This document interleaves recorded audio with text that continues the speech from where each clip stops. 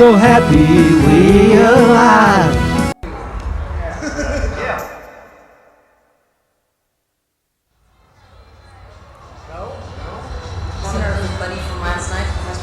Hey, here we are on Louisville Late Night, and we're at the fabulous Muhammad Ali Center opening celebration, and we're lucky to have with us this evening a journalist from ESPN News, Terry Bird.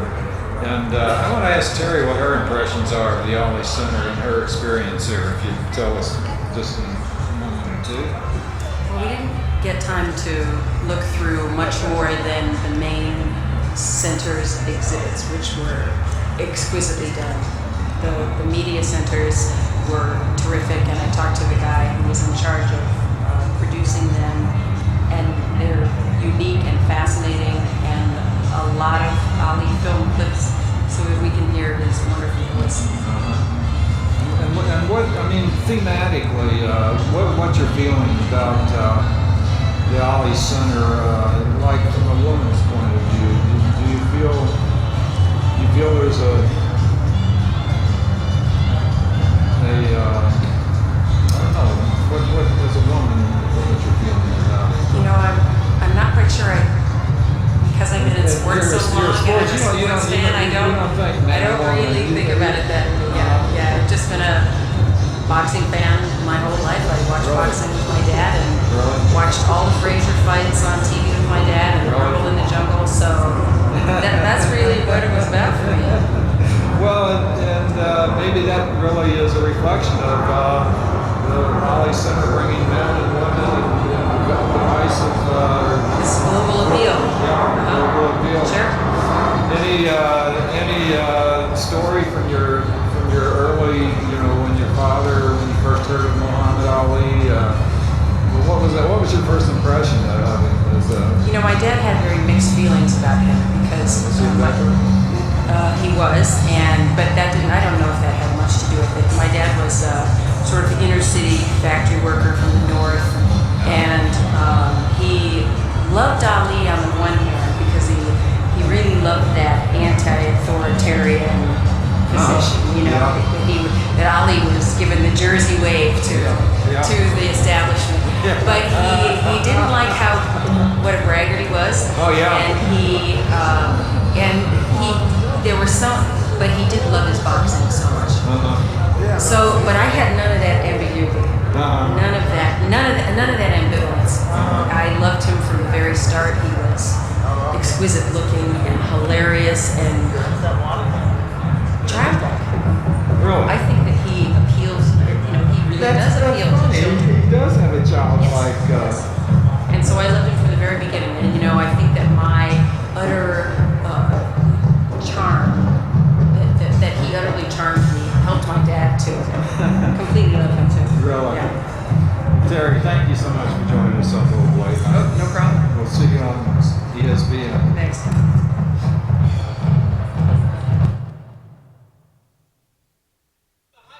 The Muhammad Ali Center.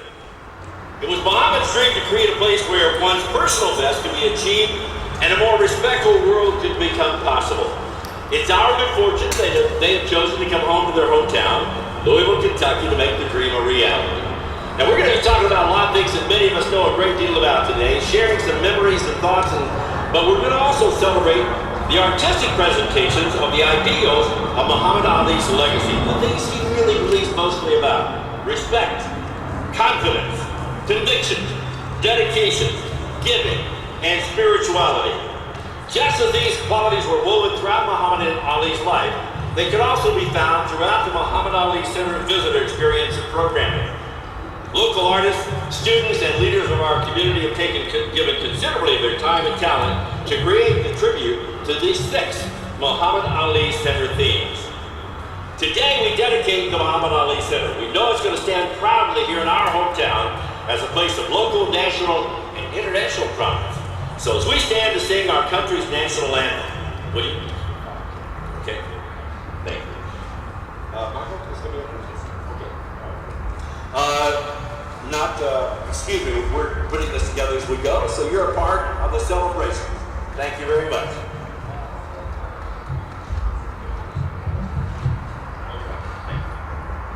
Before we sing our national anthem, let me introduce you to the CEO, the guy who's been working tirelessly now, almost without sleep for several weeks, CEO Michael Fox. Give him a nice hand.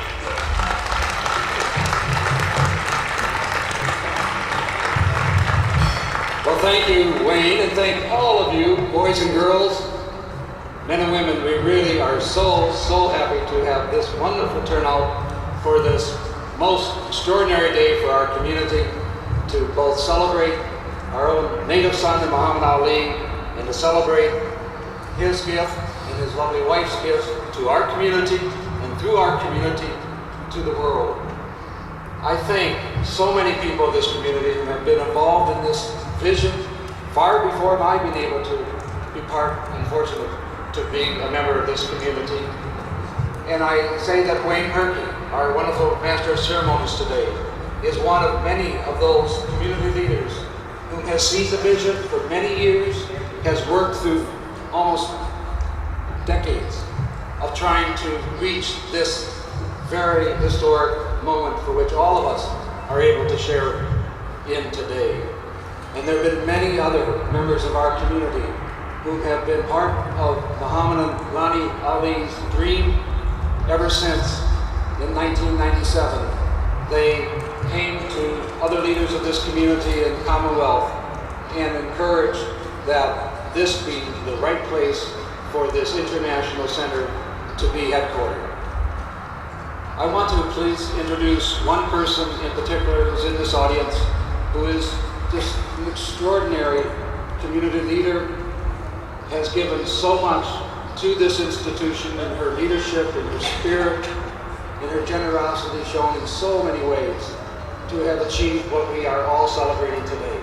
May I introduce to you Ina Brown Bond, the chairwoman of our Board of Trustees. Ina, please stand and come up here.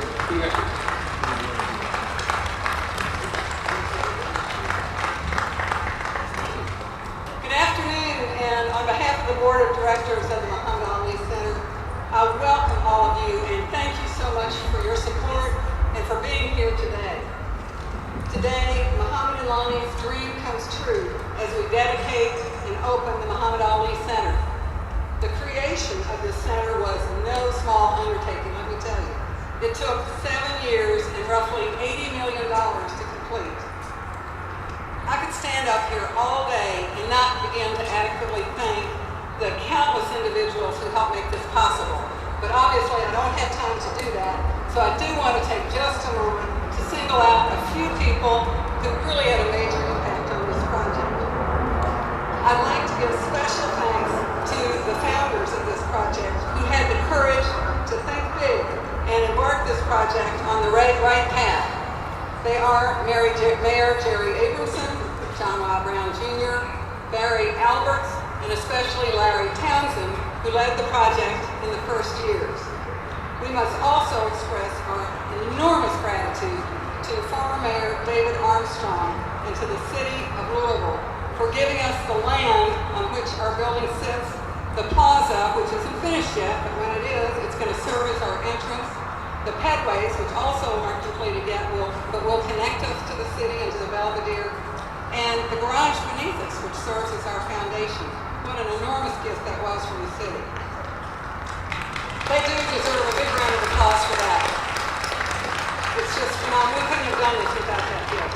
Additionally, I have to thank former Governor Paul Patton and the legislature of Kentucky, who at the beginning of this project gave $10 million, and that was huge, along with a $5 million grant from the Ford Foundation.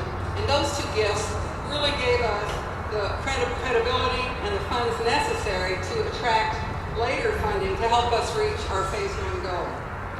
The roughly $3.5 million that was derived from the New Markets Tax Credits program of the U.S. Treasury would not have been possible without the help of Pedro Bryant, Gary Gambrell, Ed Glasscock, and Craig Greenberg.